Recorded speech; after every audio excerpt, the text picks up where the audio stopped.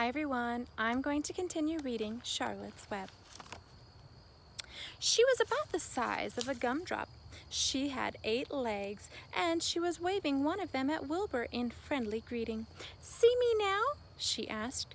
"Oh, yes, indeed," said Wilbur. "Yes, indeed."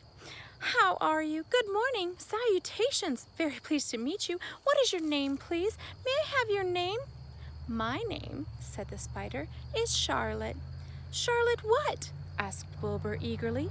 "Charlotte A. Kavitica, but just call me Charlotte." "Oh, I think you're beautiful," said Wilbur. "Well, I am pretty," replied Charlotte. "There's no denying that. Almost all spiders are rather nice looking. I'm not as flashy as some, but I'll do. I wish I could see you, Wilbur, as clearly as you can see me."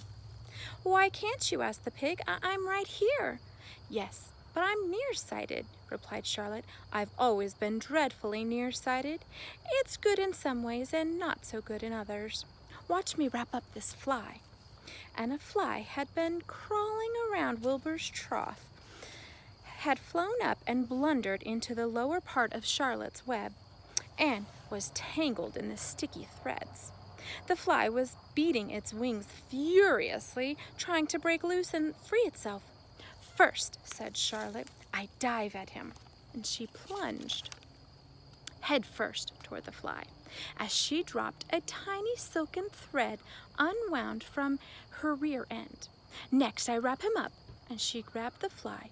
She threw a few jets of silk around it and rolled it over and over, wrapping it so it couldn't move. Here's a picture. Wilbur watched in horror. He could hardly believe what he was seeing, and although he detested flies, he was sorry for this one. "There," said Charlotte, "now I'll knock him out, so he'll be more comfortable." She bit the fly. "He can't feel a thing now," she remarked. "He'll make a perfect breakfast for me." "You mean you eat flies?" gasped Wilbur. "Certainly. Flies, bugs, grasshoppers, choice beetles, moths, fireflies, tasty cockroaches, gnats, midges, daddy longlegs, centipedes, mosquitoes, crickets, anything that is careless enough to get caught in my web. I have to live, don't I?" "Why, yes, of course," said Wilbur. Do they taste good?" "Delicious, of course. I don't really eat them. I drink them. I drink their blood. I love blood," said Charlotte, and her pleasant, thin voice grew even thinner and more pleasant. "Oh, don't say that," groaned Wilbur. "Please don't say things like that." "Well, why not? It's true. I have to say what is true. I am not entirely happy about my diet of flies and bugs, but it's the way I'm made. A spider has to pick up a living somehow or another, and I happen to be a trapper. I just naturally build a web and trap flies and other insects. My mother was a trapper before me. Her mother was a trapper before her. All our family have been trappers. Way back for thousands and thousands of years, we spiders have been laying for flies and bugs. It's a miserable inheritance," said Wilbur gloomily. He was sad because his new friend was so bloodthirsty. "Yes, it is," agreed Charlotte, "but I can't help it. I don't know how the first spider in the early days of the world happened to think up this fancy idea of spinning a web, but she did, and it was clever of her too. And since then, all of us spiders have had to work the same trick. It's not a bad pitch and hole."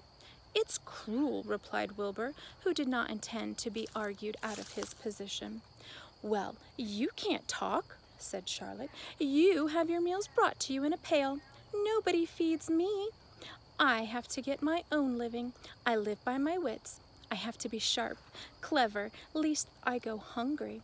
I have to think things out, watch what I can, take what comes. And it just so happens, my friends, that what comes is flies and insects and bugs.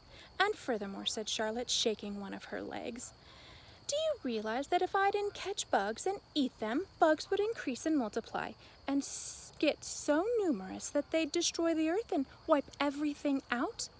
"Really?" said Wilbur. "Well, I wouldn't want that to happen. Perhaps your web is good after all." and the goose had been listening to this conversation and chuckling to herself. There are a lot of things Wilbur doesn't know about life, she thought. He's really a very innocent pig. He doesn't even know what's going to happen to him at Christmas time. He has no idea that Mr. Zuckerman and Lurvy are plotting to kill him. And the goose raised herself a bit and poked her eggs a little further under so that she would receive the full heat from her warm body and soft feathers. Charlotte stood quietly over the fly, preparing to eat it. Wilbur lay down and he closed his eyes. He was tired from his wakeful night and from the excitement of meeting someone for the first time.